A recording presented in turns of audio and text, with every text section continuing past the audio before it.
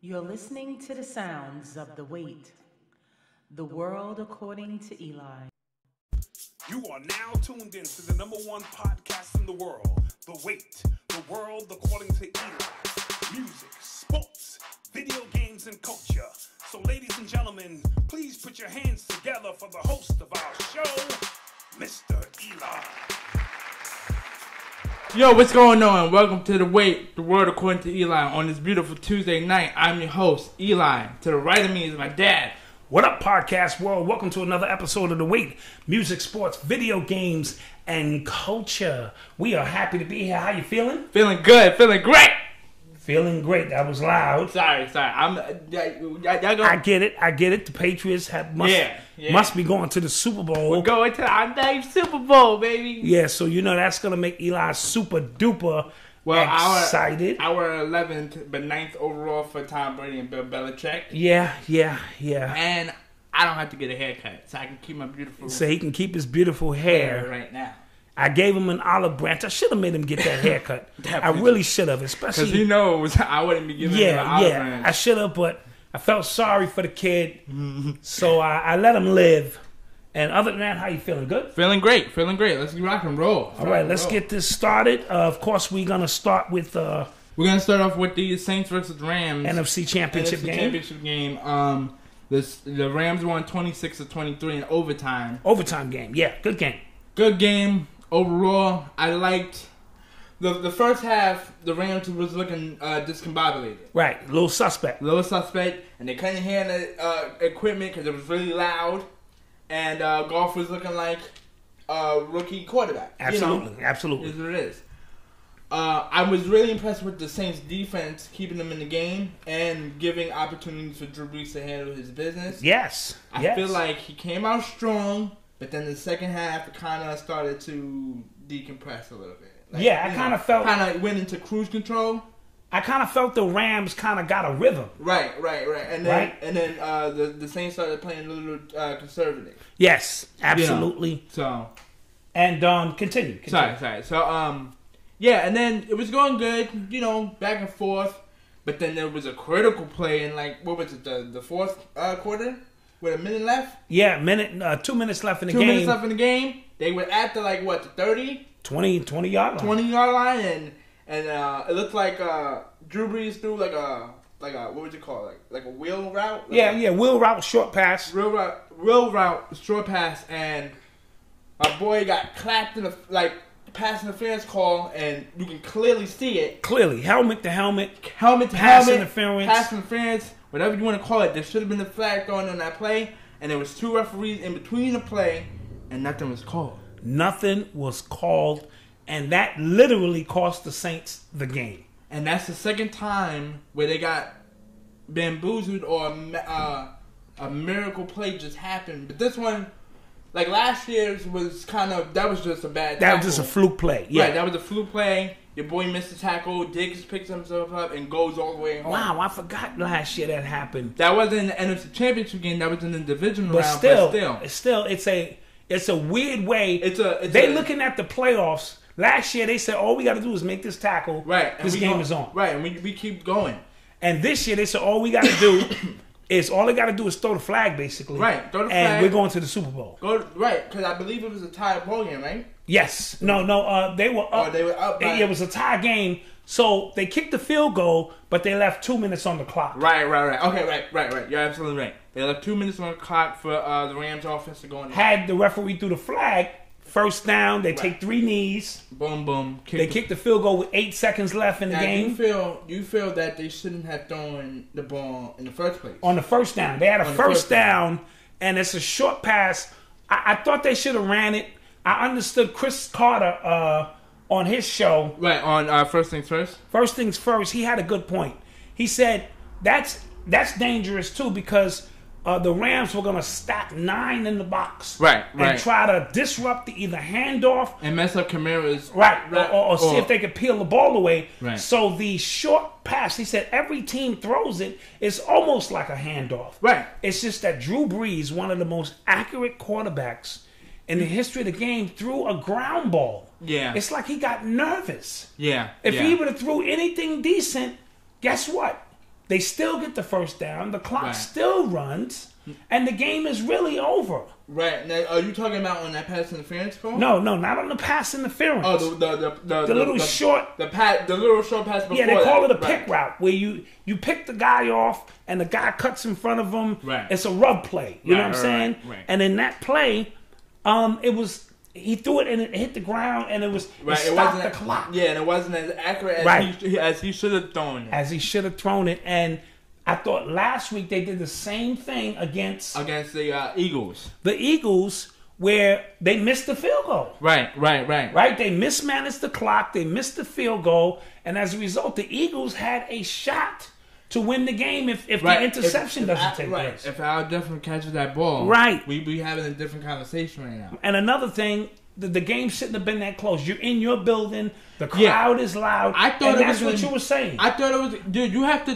to at least put up 35 points in your building. In your building, even though I don't think the Rams are as explosive as the Chiefs are in terms of offense. They're still explosive. They are still explosive. Absolutely. They have C.J. Anderson, who they just picked up. They have Goff, who is an explosive running back, and they have quarterback. Gurley. Right, yes. Right. They have Ty Gurley, who's an explosive running back. Have who they wide receivers? Sammy Cooks. Cooks is the number one wide receiver there.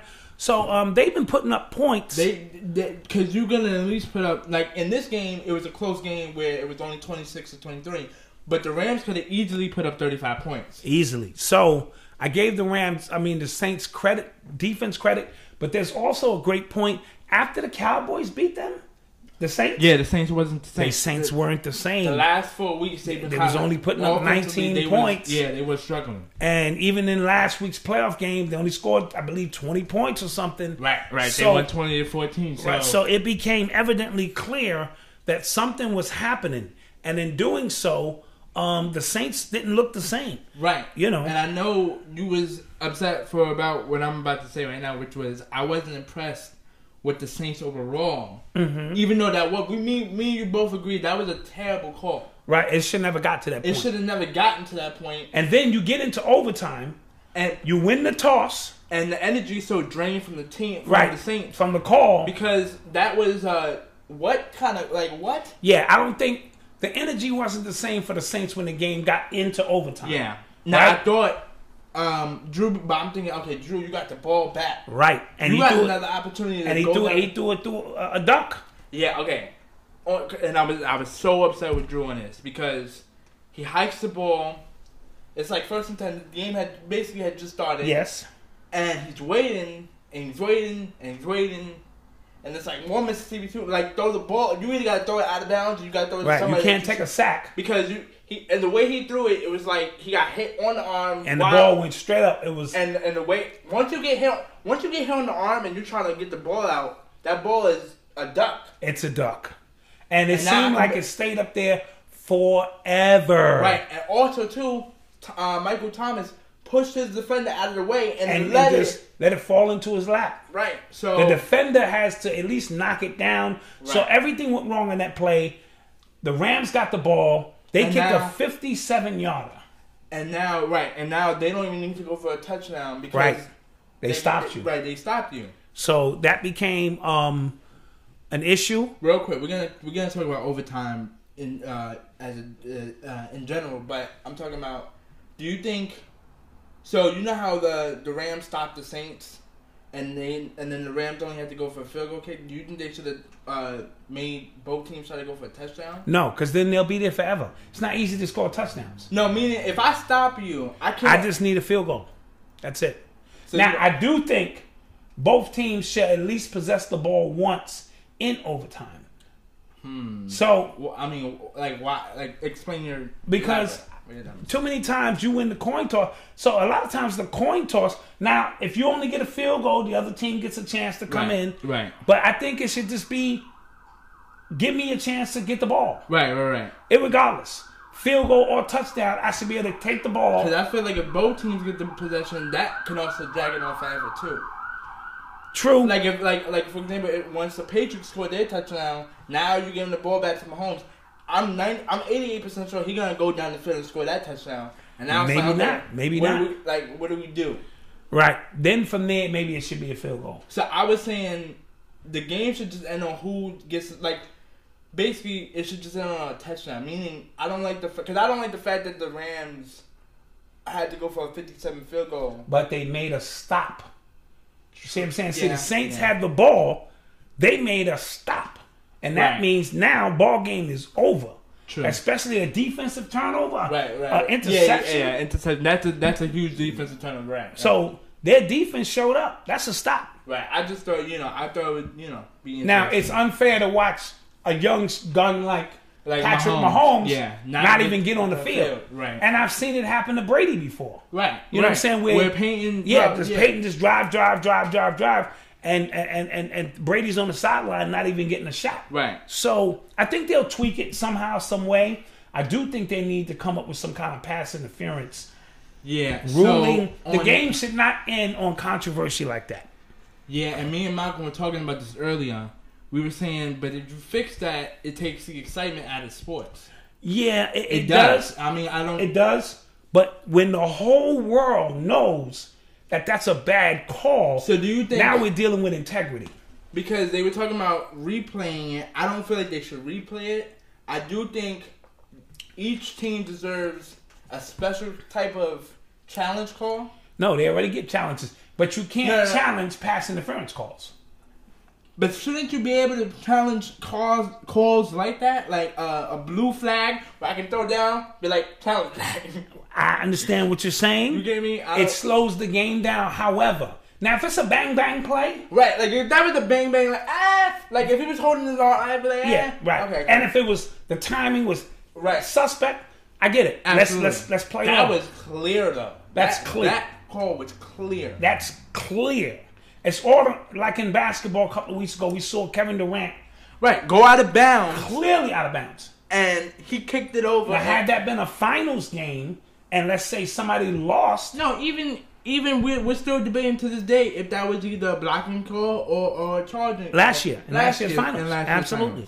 So certain plays, there has to be now if that happened, I'm gonna say it like this: in the third quarter or something, right. If that had happened in the third or fourth, so I think it should be something. If a controversy play happens in the last 2 minutes of a game, you should be able to challenge it. It should be a blue flag. Blue flag. Thank you. Yeah. There right. Yeah. Blue. That's right. What I'm 2 minutes left in the game. Blue flag. Oh, I can challenge anything I think this is like because you want the game. You want the best team or the team that deserves to be there. You don't want no asterisk in there like, they won, but It's the same thing with Golden State when they first won their championship. We most likely we're gonna always put an asterisk next to their title because Kevin Love wasn't playing, Irving wasn't playing, and LeBron was by himself. Right. But you still played 6 games, and you did your best. It didn't end on something crazy. Right, and it's the same thing. Even though this isn't fair, but it's the same thing with Draymond Green. If he was in game 5 and 6, that wasn't fair. But they capitalized off of that and they won their championship. Absolutely. So So it is what it is. The Rams will be in the Super Bowl. Let's clap that up for them.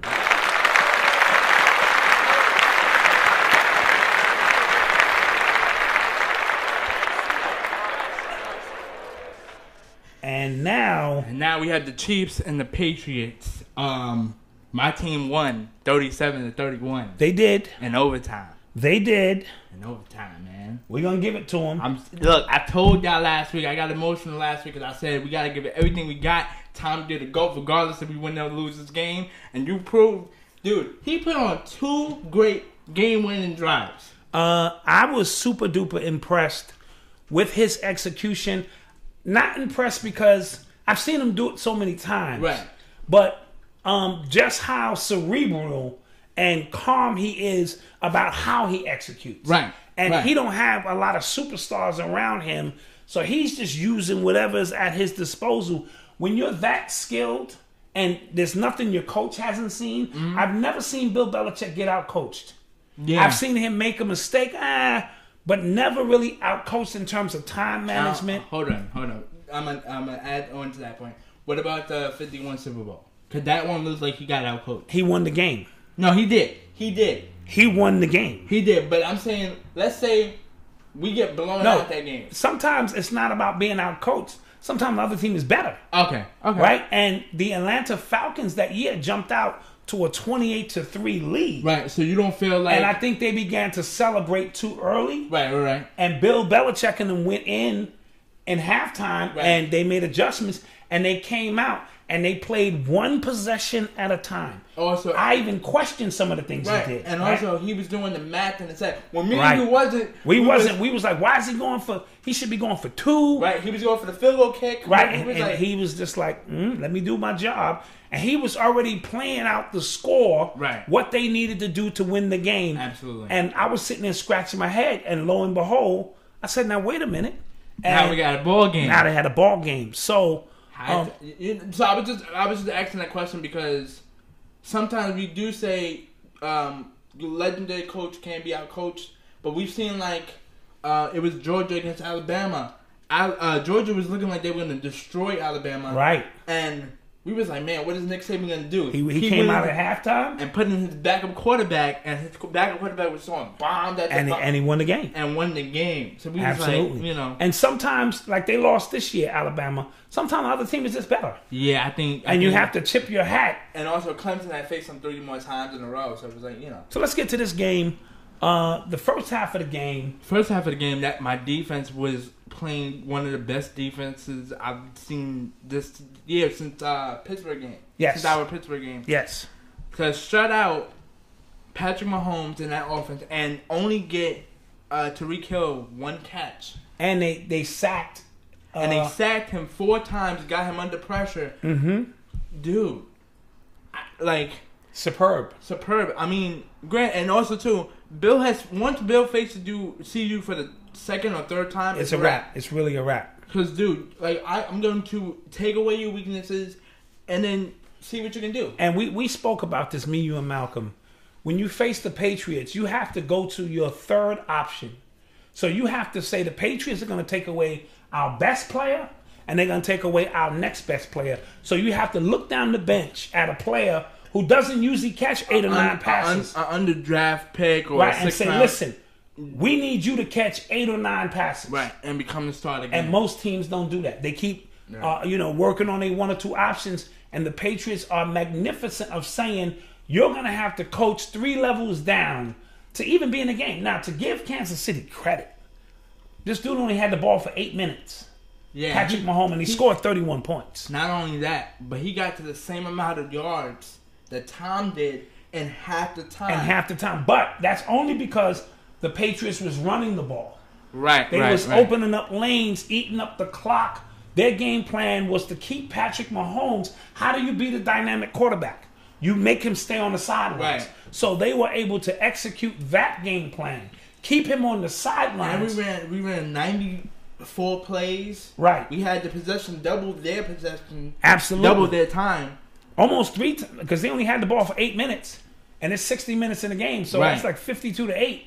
And with that kind of discrepancy, it's really hard to win. So I give Kansas City credit offensively. I give them a lot of... I give Patrick Mahomes a lot of credit, too. Because sure. this kid is special. He's special. He has no... I mean, granted, it's only his 2nd year, so of course he's going to have some weaknesses. But when you watch him play, I can't find, a lot. Can't find a lot. If his defense... Because the Patriots wore the defense down. Right. It got to the point that, okay, they were up 28-24. Right. And D Ford was offsides. Tom had just doing the pick. Right. Which Gronk should have caught the ball. Right, absolutely. I'm not blaming that on Tom. Right. And luckily, the flag came out. It was offside. And he was offside. And it was clear because his hip was at the line of scrimmage. And the ref threw the flag before he saw even the play happen. So for the conspiracy theorists to say he might have waited until Gronk, no, he threw that flag immediately. But I wanted to say, when they scored too early, they scored the touchdown. Right, they left 2 minutes left on the clock. Talking about the Chiefs. We knew. Yeah. You're giving Tom Brady the ball with 2 minutes left. And 3 timeouts. And 3 timeouts. And the 2-minute warning. Right. I forgot. Too much time. Because the Chiefs had scored with 2 minutes and 3 seconds. So it right. wasn't even the 2-minute warning yet. Absolutely. So they got a good run back.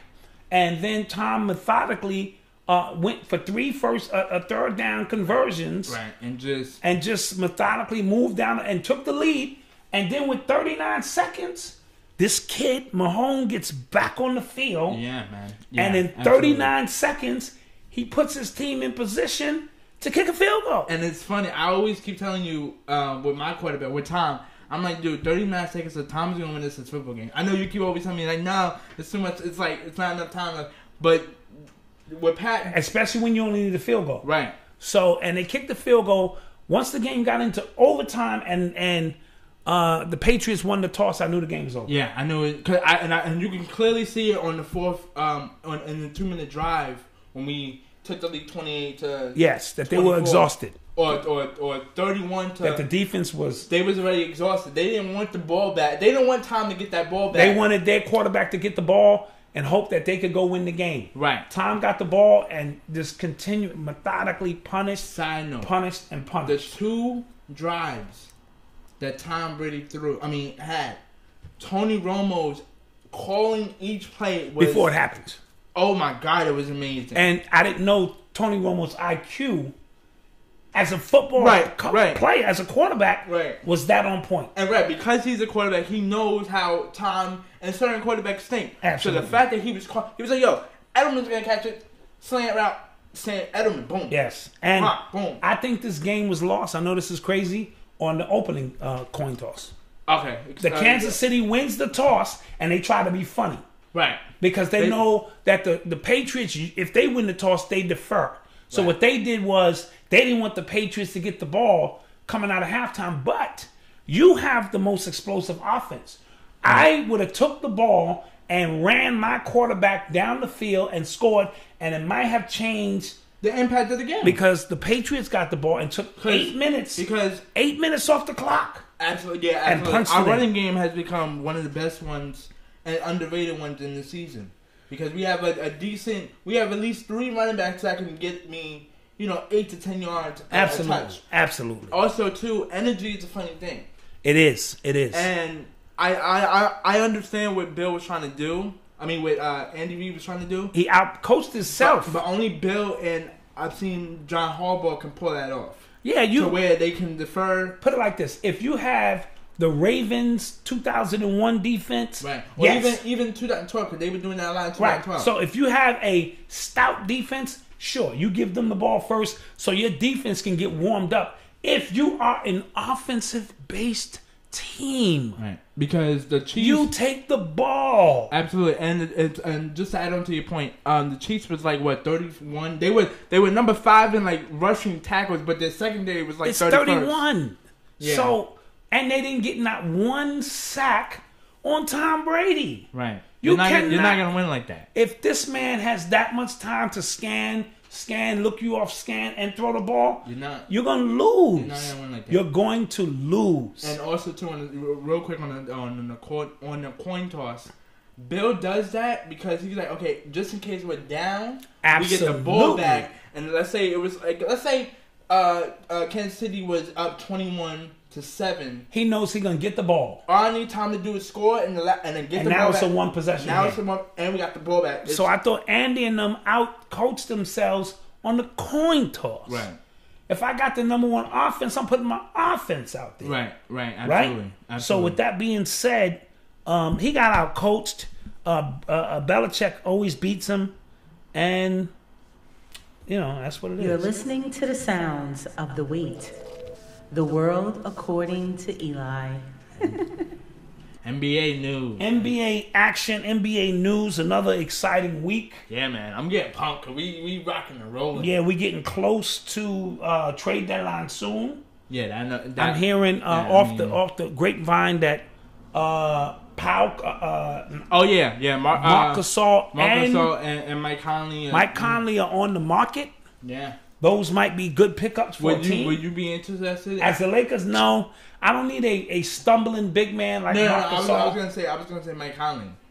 No, he's not enough. He's not a playmaker enough for me. Dude, he's been balling. Like, the last 5 seasons, he's been balling. I need Kyrie Irving. I need a cheaper version of Kyrie Irving. So that's Dame, Lillard, or Kemba Walker. But couldn't you just be a little bit greedy with that?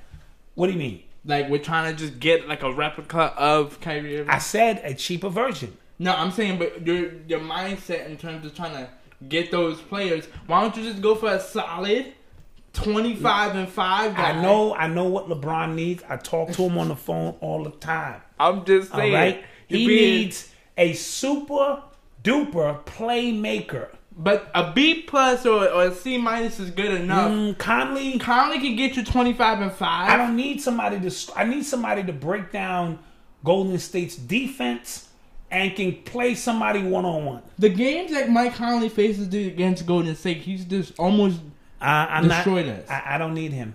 I don't need him. So let's get into this news. Your man is back. Yeah.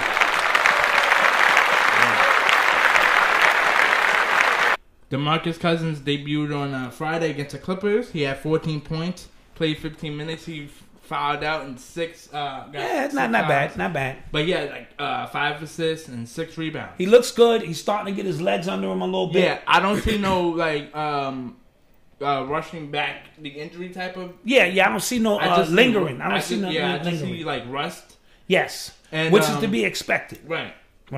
And his presence, defensively and offensively, is messing everybody up because he's setting picks for Curry, Durant, and Clay, and he's rolling to the basket. And they're getting wide open off of those picks because he's a legit. And then if you double team them, he's wide open at the 3 or mid range. Absolutely. So this may be the problem that everybody feared, right, with Cousins. So we'll have to see. But he looks good in his first 2 games. Yeah. Played well against the Lakers the other night. And I honestly just need him to do like average numbers, like 10. Yeah, 10, 12 points a game. A block here and there. Right. Set some picks. Now, defensively, I trust Looney more. Yeah. Well, he's younger. He's going to sprint. He knows the system more. Yeah, he knows the system. Right. But other than that, I like what I'm seeing from him. And you think by March, we're going to be the most dangerous team in the NBA. If you're not already? If we're not already, right. Right? Okay. All right. So, Melo is reportedly got traded to the Chicago Bulls. They were going to do it earlier, but it was a holiday yesterday. Yeah. So they made it official today. I didn't know that he was on the Rockets at the time. I thought that they released him, so I was like, breaking news, he got traded. Yeah, see, they just sent him home, which is weird. Right. And they still owned his rights. But now they traded him, and we here in Chicago will waive him. Right. And as him being waived, some team may take a chance on him. Like the Lakers. But the Lakers need to make a cap space move. Right. They have 15 roster spots. Which I'm saying, give us Michael Beasley. Yeah, you can have him. And the reason why I'm vouching for Michael Beasley is because he's best friends with KD. Mm-hmm. That can help KD kind of stay. Oh, I see what you're saying. So you're playing long ball. And plus, Michael Beasley is a great power forward. He can stretch the floor, hit some buckets. Yeah, he can hit some buckets. Yeah, y'all don't use him at all. He could be Swaggy P. Right. This year. He could be this year's a bigger version of Swaggy P. A bigger version of David West. Because you figure with the blowouts that the Golden State usually have, he'll get a lot of minutes. And then he'll have showtime for the crowd. Yeah, definitely. I think LeBron doesn't want Melo, his friend, to leave out like that. And I understand that. So I would take him as a Laker. I still believe he can play 15 minutes a game. You and Shaq are the only 2 people that trust Melo right now. But my point is this. When you're a Warrior, Barkley came back from an injury. He got injured on his injury. He had a season injury with the Rockets. Mm-hmm. And they carried him off on a stretcher. And he did not want to go out like that. So he rehabbed. He got back. He came back to the Rockets. He scored 1 basket. And he asked him to take him out of the game. And he never put back on the uniform again. Okay, that was a little bit more. But let me tell you, he said he did not want to leave the game on a stretcher. So while Melo's not leaving the game on a stretcher, I think they're giving him an extra bad rap. The man had marital problems. He made some mistakes he shouldn't have made. He lost his foundation. Your wife and your child can, if you lose them, it can psychologically mess with you. He went out to OKC, not a good fit. They traded him to Atlanta. They told him don't even show up. They traded him to the Rockets. He played 10 games. They told him go home. They traded him to Chicago now. They said don't even show up. I think Melo would say, LeBron would say, my brother, even if you don't get playing time, right? A lot of playing time. We're going to make the playoffs. You will have an opportunity for me to throw you some passes, you to redeem your name. And if you only play 12, 13 minutes a game and we get bumped, you can announce your retirement there and as a warrior go out on your feet. That's all I'm saying. Can he still be Melo from 4 years ago? No. Absolutely not. The game has changed. He didn't evolve and adapt his game. He can't keep himself in shape compared to D-Wade or LeBron. Right. I'm sorry. And even D-Wade, who knows when it's time to quit. Right, which is his last Which is this year. But D-Wade is a 3-time champion. Right. And a finals MVP. And he kept his body in shape for the most part. Absolutely. Every time I look at Melo, he's looking fatter. Right. So Melo hasn't done what it takes to have his game evolve, so to speak. Right. But I do think if it's one person, I know we said Chris Paul might have been the guy, but I want to tell you something else. I think management was out to get Melo from the beginning because D'Antoni. Okay, I can give you that. There was a lot of sub stories with that. And I'm a throw it out the branch and say Chris Paul wasn't playing most of those games. He wasn't playing most of those games. So now I think if it's one player who can get the most out of Melo and look at him in the face and say, yo, bro, if you know where I'm going. I'm LeBron James. I don't care what position we in. When the playoffs start, I'm going to be bumping teams off. I need your help. I need your veteranism. I need you to be able to knock down these threes. That's where it comes in. I don't know if he can do that. You don't think he can shoot? I don't know. Shooters can always shoot. No, but see, he's not. I know 55-year-old players who I used to play with. They can shoot. Absolutely. But he's not a Klay Thompson and Ray Allen's catch and shoot shooter. But at this point in his career, if LeBron is kicking it to you and you're wide open and all I'm asking you to do is pull. Okay, but you don't think look, we have a beautiful blueprint. We've seen it. And OKC, granted, that wasn't a great fit, and granted, Houston wasn't a great fit. But I've seen him be wide open. I'm like, shoot it, no! He did his 7 threes against Brooklyn. Okay, but that's okay. Granted, we're gonna talk about Brooklyn is a lot better now, but at the time they were terrible. 7 threes. It's Brooklyn. 7 threes. Try to do that. I want to see him try to do that against either Boston, Philly, Toronto, Golden State. But Eli, 7 threes mean San you were open. Antonio. The team doesn't matter. When Klay hit 15 threes, it don't matter who the team is. He's wide open. Melo, in that one game, what I'm saying is we caught lightning in a bottle. That lightning is gone. And he scored 13 points a game with the Rockets. He scored 13 points a game in 10 games. And yet they're still what? They blamed him, the number 7th man. That's disgusting. Right. That part we disagree on. At first, I was going to go with it. Right. Because I was like, it's Melo. He could be a little toxic. But then they only won 5 more games and then they went back on the losing streak. Yeah. And that was outrageous. So with that being said, I believe I'm off the ship. There's only one player who can bring the best out of him. I've seen LeBron make regular dudes into stars. Dellavedova. Okay, yeah, I've seen. I just saw Tom Brady do it last night. So my point is, 2 nights ago. My point is, Melo is still better than 60% of the players in the NBA. Okay, no, you're okay. It depends on what 60% we're talking 60 about. is 60. I don't care. And that even for you, that's a little bit of a big number. No, it's not high. Yes, it is. It's not. You're saying 60%. Yeah, he's better than 60%. Make that 15. Bump that down to 15. Dude, if I bring up every NBA roster, I can look on the roster and say, he's better than him. He's definitely better than him. All right, but he's better than him. No, but here's the percentage. Not starting fives. He's not better than anybody's starting 5 in the league. Right? So that's 30 teams with a starting 5. So how much of it? Okay, he's better than about 30% of the dudes on the bench is what I'm saying. Okay, so say 30. Don't be saying it's 60. That's a big amount of people we're talking about. Every team has a starting 5 and a 6 man, right? That's 6 players.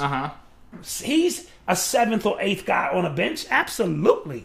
Dude, I'm telling you, this is going to hurt y'all. It's not. It's going to, mind you. Dude, wait a minute. Do you see the team LeBron took to the finals last year? Absolutely. Do you see that team of bums? Yeah. You trying to tell me Melo ain't better than half of those dudes? Not anymore. Dude. Look.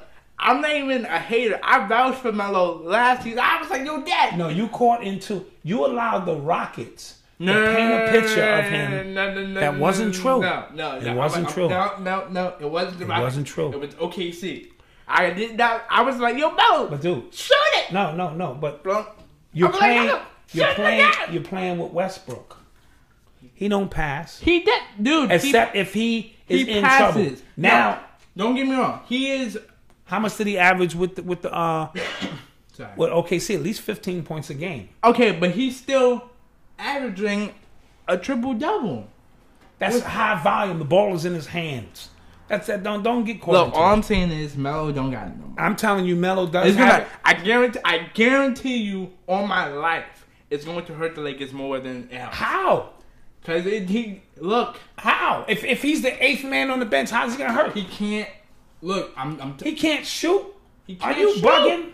He's a first ballot Hall of Famer. He can't shoot. I never said he wasn't, but he is gone now. He needs to join D-Wade in Miami and go on this one last dance. No. Be like, hey, dude. All of y'all. Thank you. We're going to see. Can I get one wide open shot? When he gets to the Lakers, if he gets to the Lakers, we'll see. Speaking of the Lakers, we have some things going on. LeBron is still out.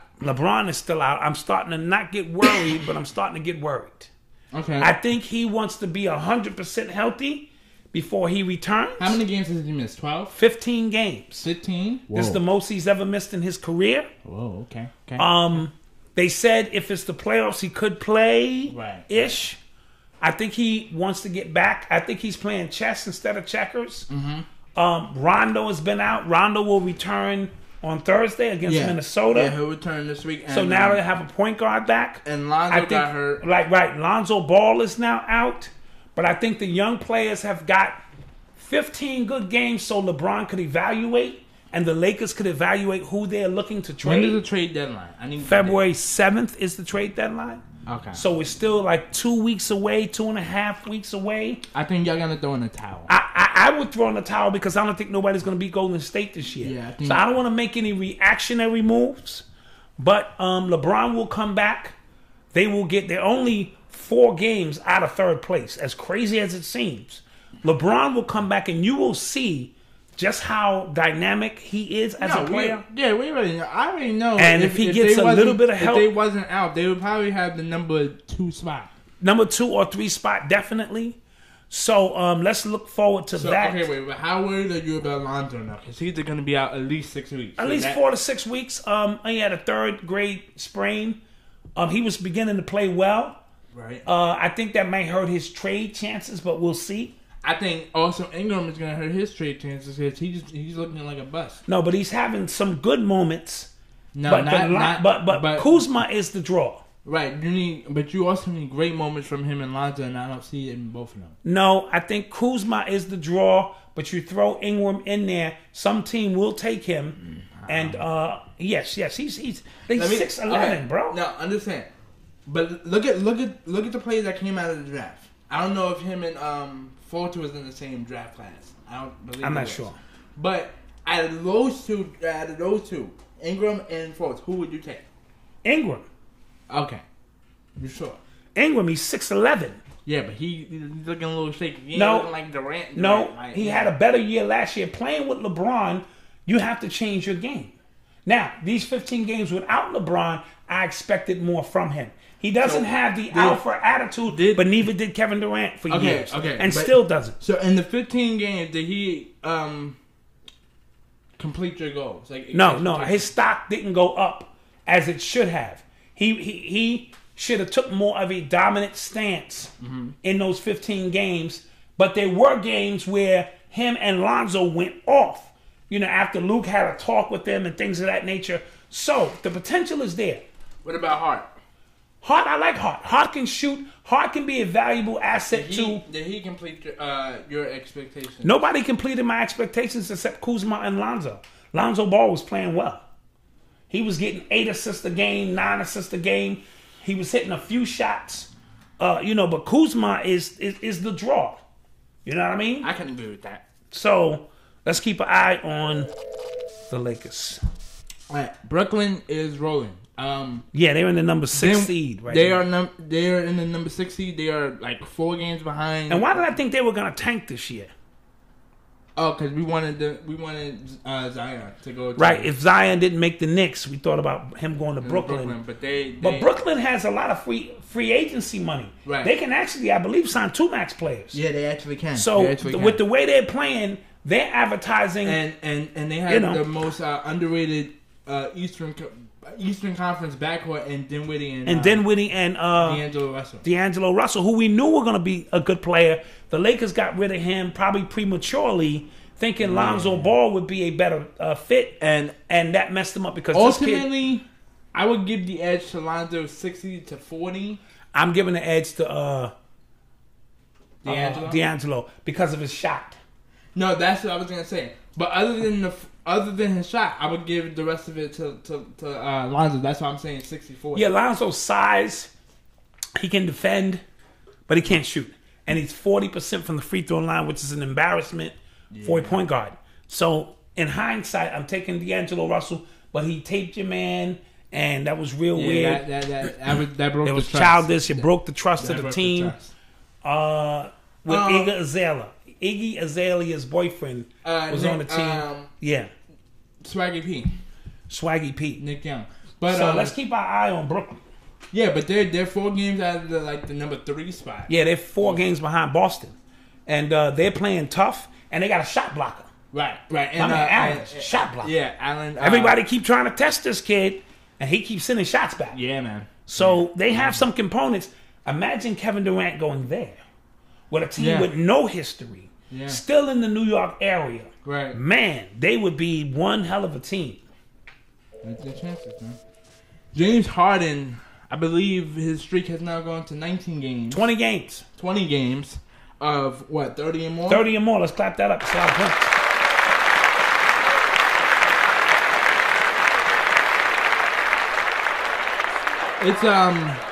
It's getting a little rocky though because it's kind of like a win and a loss and a win and a loss. Well, because but that's because the team is not healthy. Yeah, the team is not healthy. Capella's out.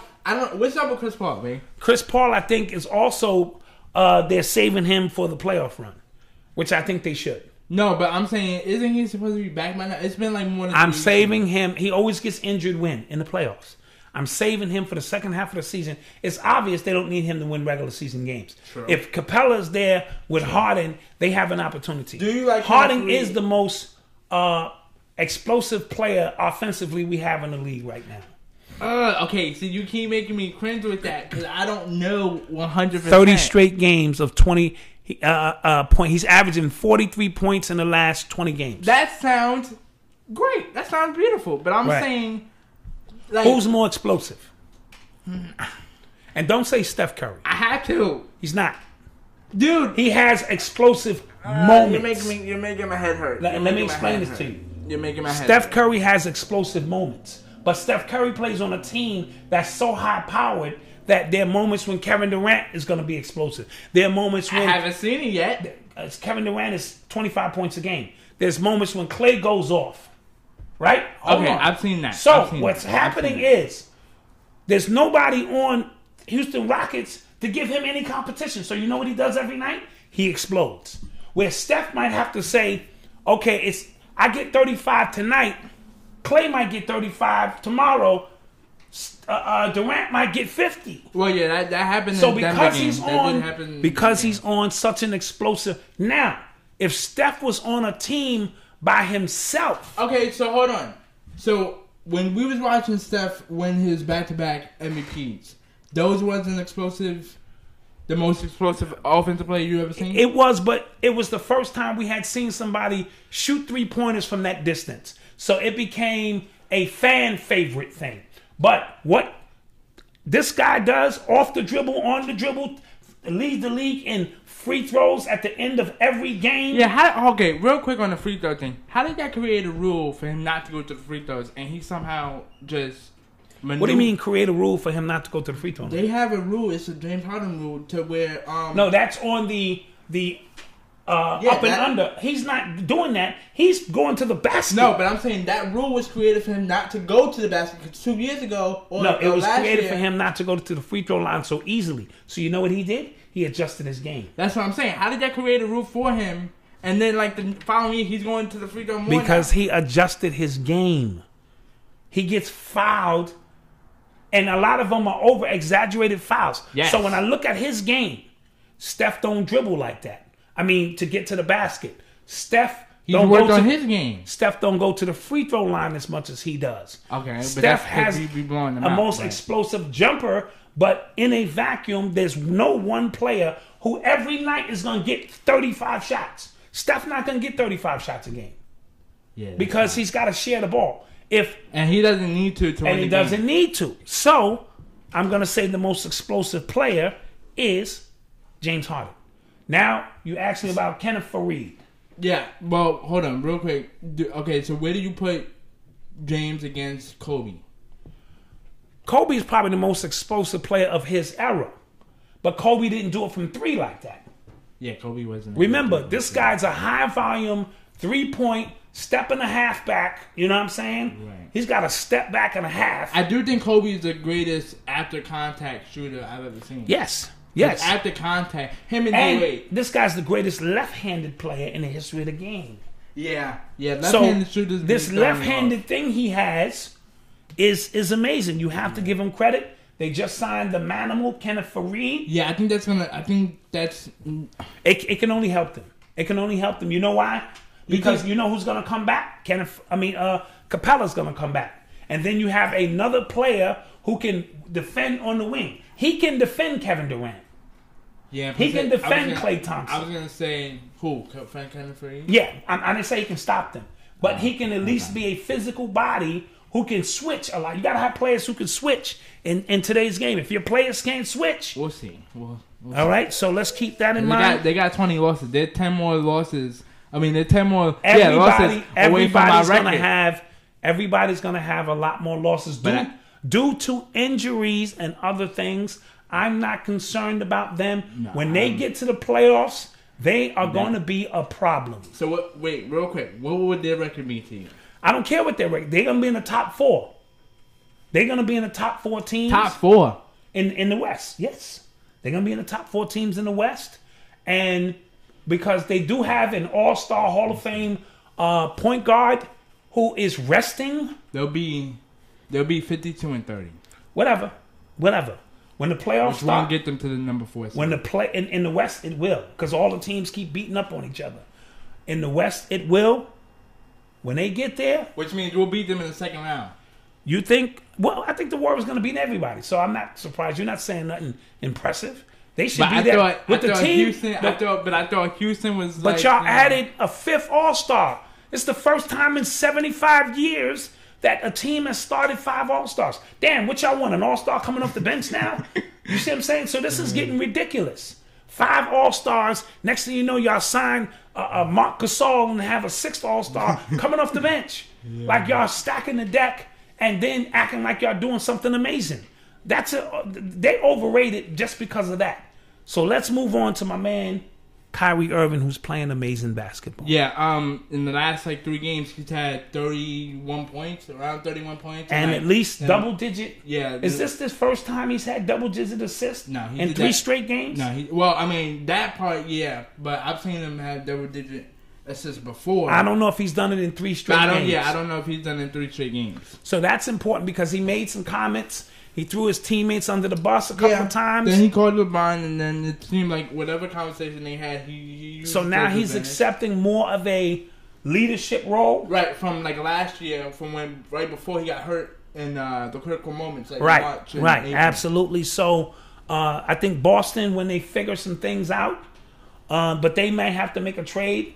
Yeah, they should put Gordon on the market for another big or something. That and maybe either Tatum or Brown. And then I don't think you get rid of Tatum or Brown unless you're talking Anthony Davis. Yeah, put Gordon, Tatum, and Brown, and like 2 draft picks. Oh yeah, if you do that, then you bring Anthony Davis in. Sure. That would at least put you at number 2 at the most. Yes. If I can get there in time, you know. Yes. But he's doing his thing. And he's just trying to help them keep afloat. And he's playing the Kyrie basketball that we all know. Absolutely. He's capable of doing. Absolutely. Another player getting it in is this kid, Luca Doncic. Yeah, Luca Doncic became the youngest NBA player to record to get a triple-double. Triple-double, let's half clap. Yep, we like that.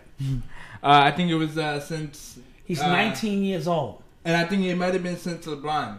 Yes, LeBron was the youngest until this kid did it. He's 19 years old, and his skill set is amazing. Yeah, he has one of the best...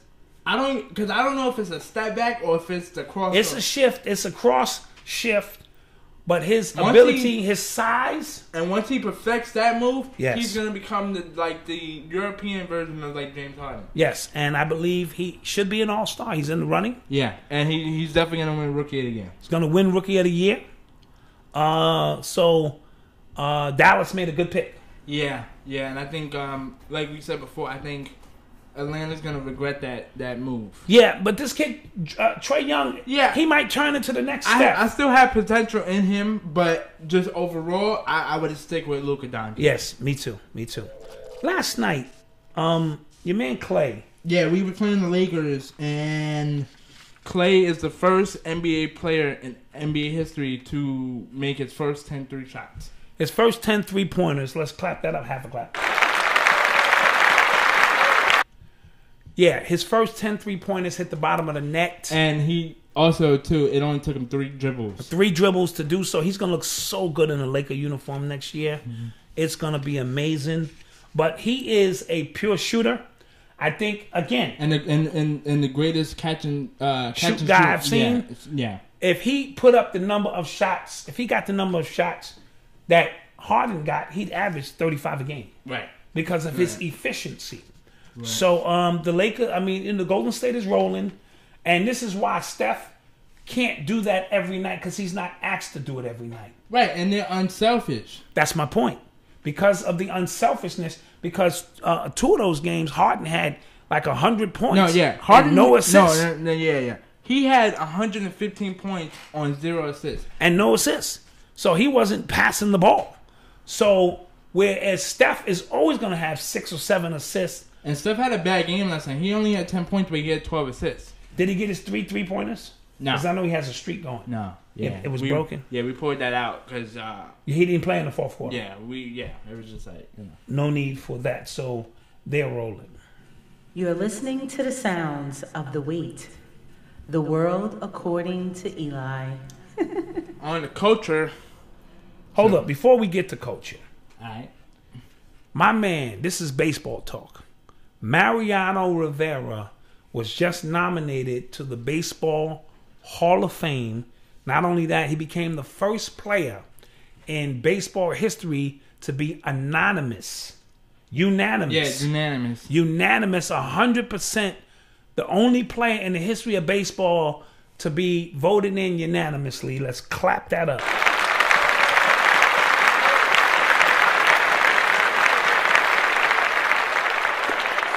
This guy, we've seen him. Yeah, I watched him for about maybe 4 to 5 years. When he came in the game, it was over for you. Yeah. And he only had 1 pitch. Right, and even in like the baseball games, it was annoying to bring him in.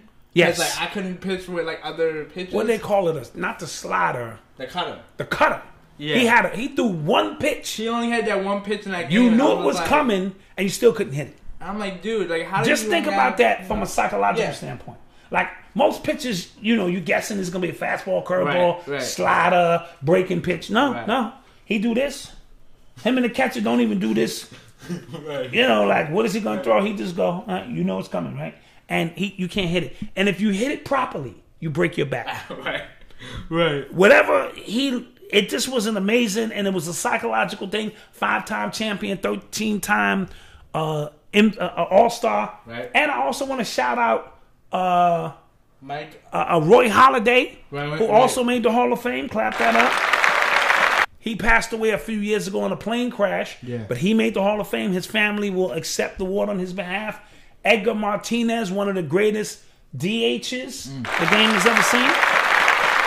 And another Yankee, Mike Mussina. Yeah. He didn't get to 300 wins. He was trying, I think he made it to 295. 300 wins is usually the benchmark to say you're going to automatically make it in the Hall, but he made it. So shout out all of these Hall of Fame players. Now let's get to some culture. So earlier today, there was a report that said Chris Brown was allegedly charged with rape allegations in Paris. Mm-hmm. And then all the news outlets were reporting that he was arrested for rape charges in Paris. And then earlier today they just released him and they said no charges. So that's great news on his part.